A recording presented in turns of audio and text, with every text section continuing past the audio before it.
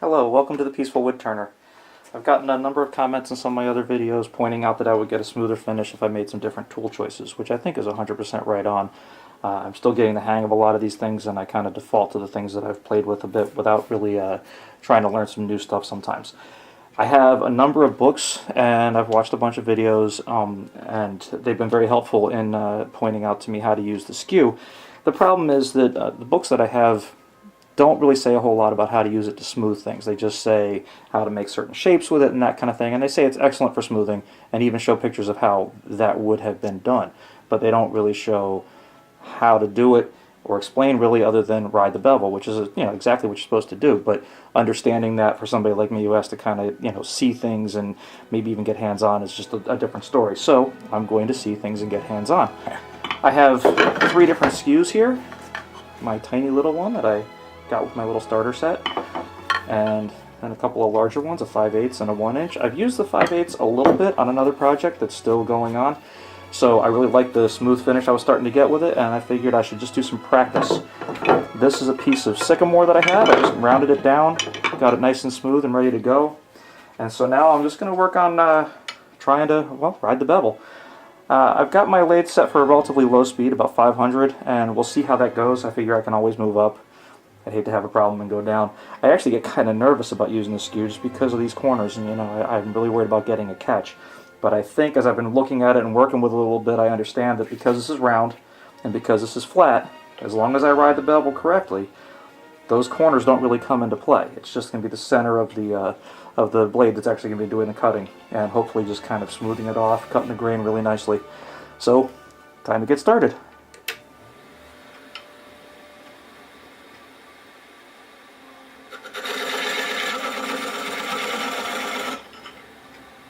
That didn't feel quite right.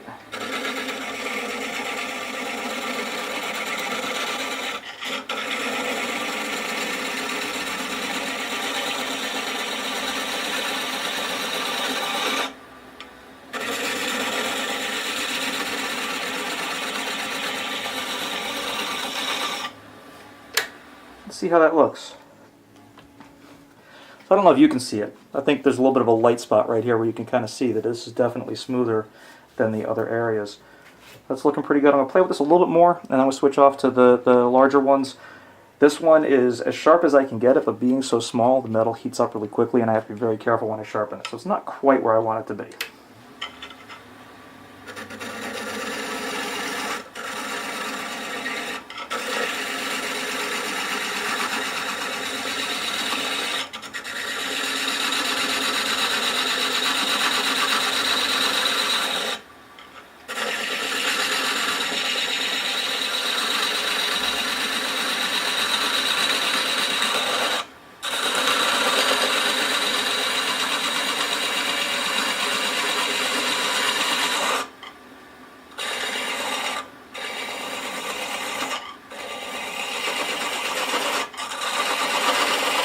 Not quite getting it there. That's a little better.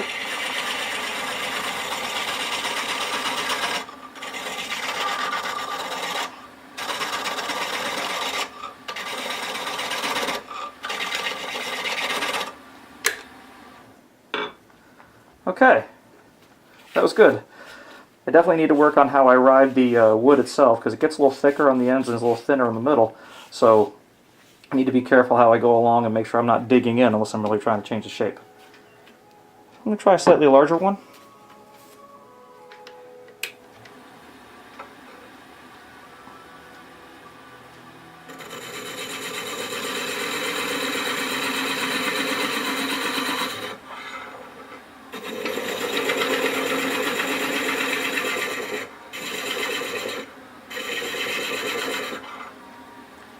So what is different about that spot that makes me kind of ride out a little bit? I think it's just how the grain is. I'm going to try coming from a little farther over, so I hit some more of this area that hasn't been worked on, and also so that I can work on riding down.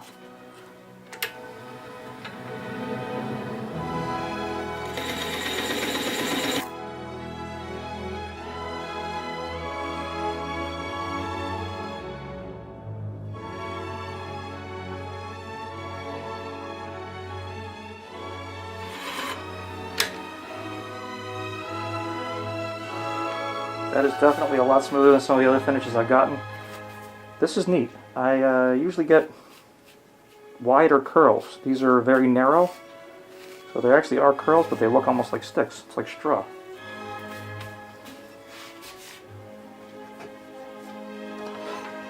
I'm going to move to the other end, and I'm going to try the larger one. This one I pretty much have never used, so this is going to be a first.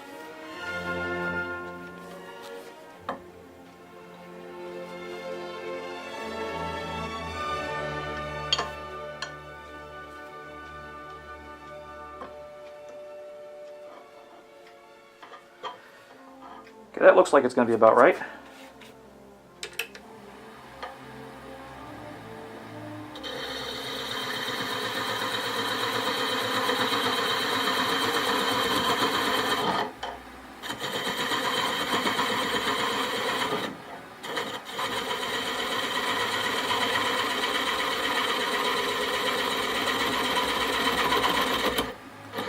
So now I'm getting into an area that's a little bit different size, not quite as round.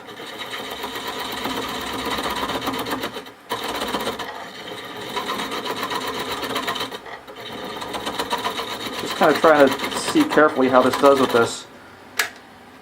It's a little more shake and rattle than I want to have, but that is much smoother than anything I've done before.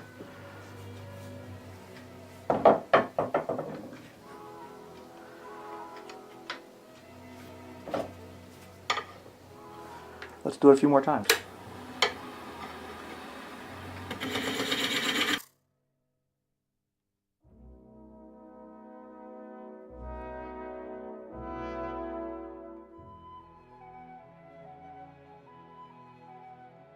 Is really cool. I'm going to try a little shaping. I'm going to go with the little one again and just try doing a little shaping and see if I can do it smoothly.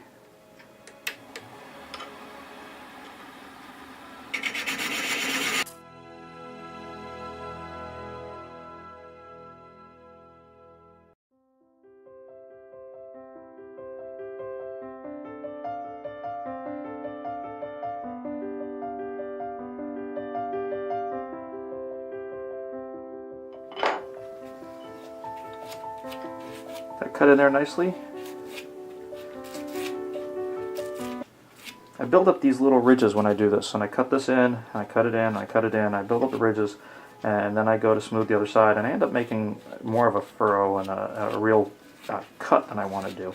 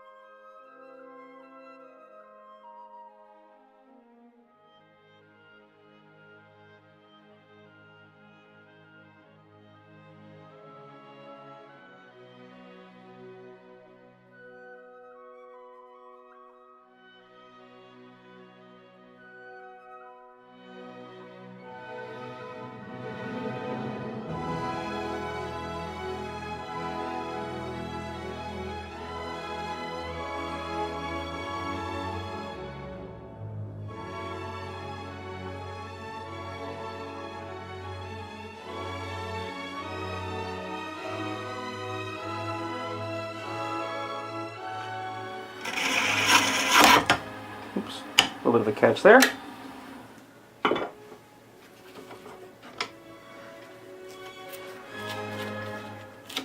Dug in right there, really good gouge. I think I'm getting a little too aggressive, just trying to move in a little too fast. I'm going to try to go a little slower, a little more carefully, get a better angle.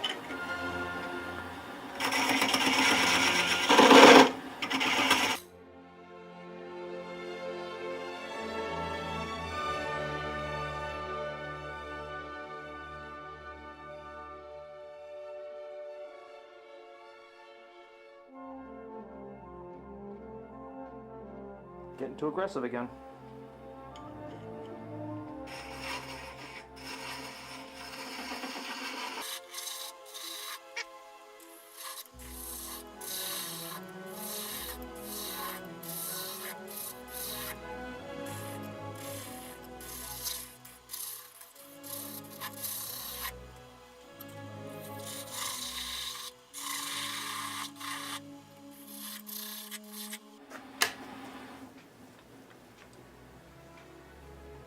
Okay, that's kind of fun.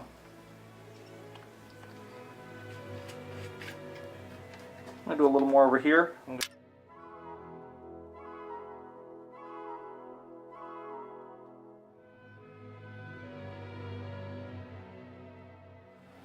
So this kind of worries me. I just really have trouble using this angle. I'm going to reset a couple things. Okay, I reset my tool rest. Obviously I changed the angle on the camera just so that I can have a little bit more room to try to do this. And I'm going to try to just work my way in here. It's really much more comfortable to be coming from my right than it is from my left. I assume that's because I'm right-handed.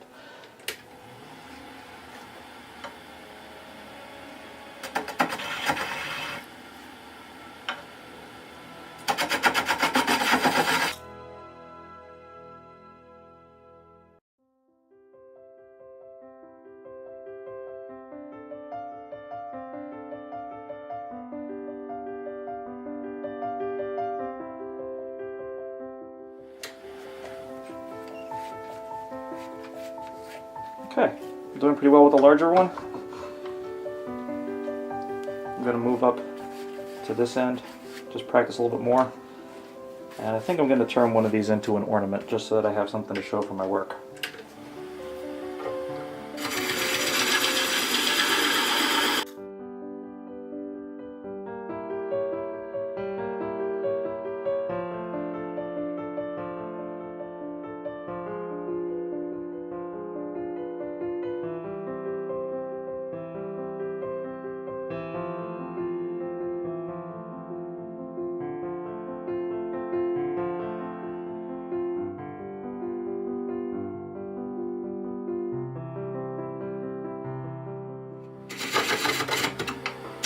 That's too aggressive.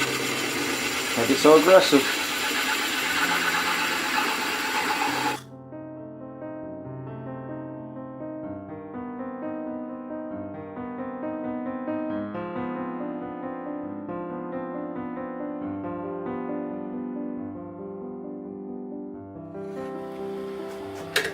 Okay, before I go too far there, I definitely need to reset my tool rest. I'm really not getting a good angle.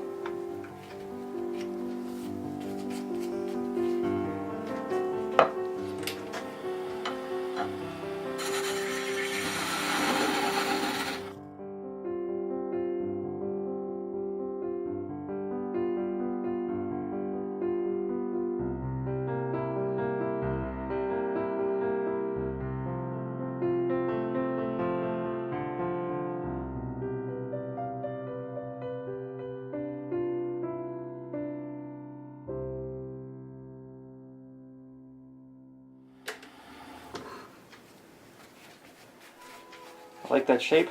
Got a lot fewer tool marks than I've had in the past with these kind of things, so I'm just gonna reset a little bit, take some of this down so I can finish this off as a ornament.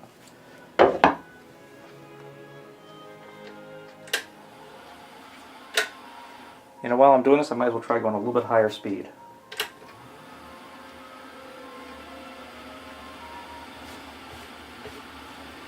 So just a little bit higher, I'm up at 680 RPM.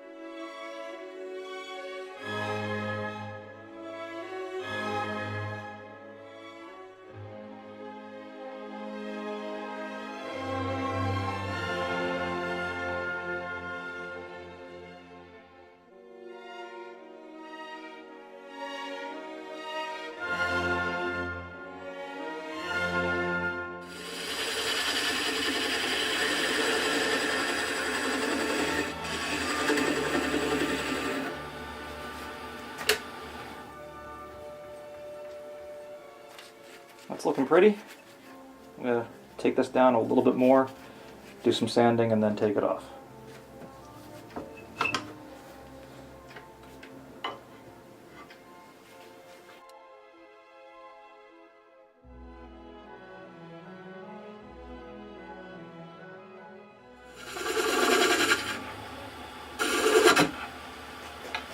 This left-handed is really tricky for me.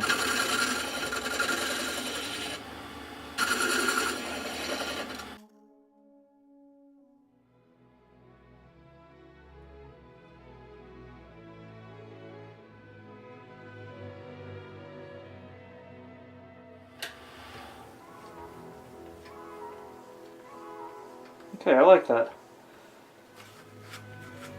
I'm going to smooth it out a little bit right in here. Going back to the smaller skew.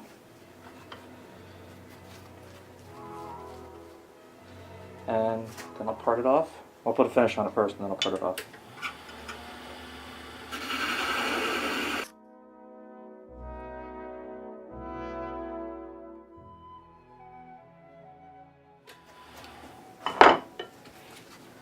Okay. Don't need anywhere near as much sanding as I usually need for these kind of things. So I'm going to sand it a bit and go ahead and take it off. And then we should have something kind of nice.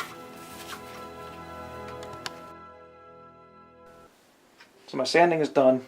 I had to switch out the memory card so that you kind of had a little gap there. My sanding is done, and what I'm going to do now is just apply a little bit of a finish. This is really smooth. Thank you to everybody who gave me advice. I really appreciate it. I'm just going to go with a Danish oil, and the reason I want to go with a Danish oil is I'm liking how this looks with it being so dark. And I think I can finish it off nicely with a nice dark finish.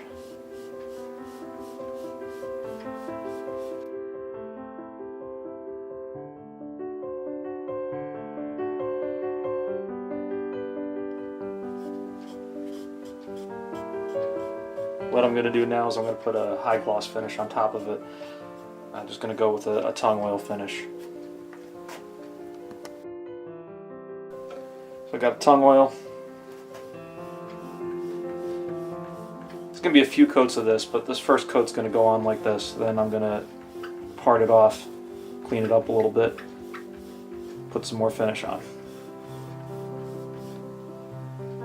I think I might have put that on a little too heavy.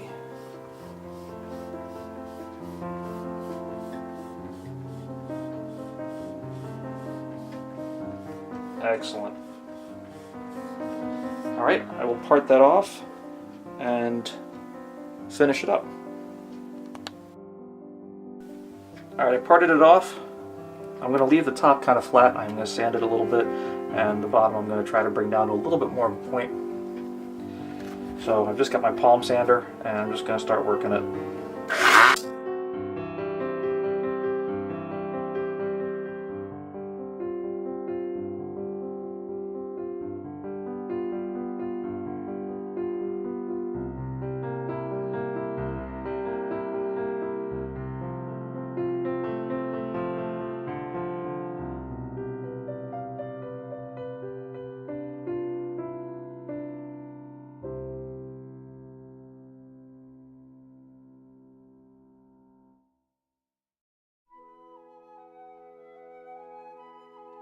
Alright, that looks pretty good.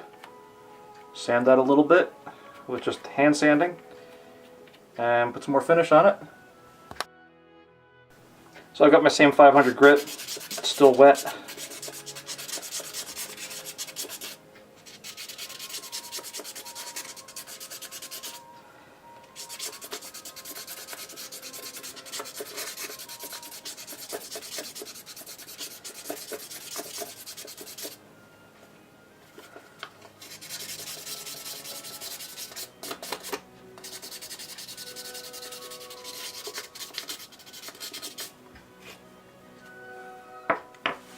Let's take a feel with some actual nerve endings. Nice, very nice. Okay, a little bit of finish on it. Hang it to dry. Put a ribbon. That'll be nice.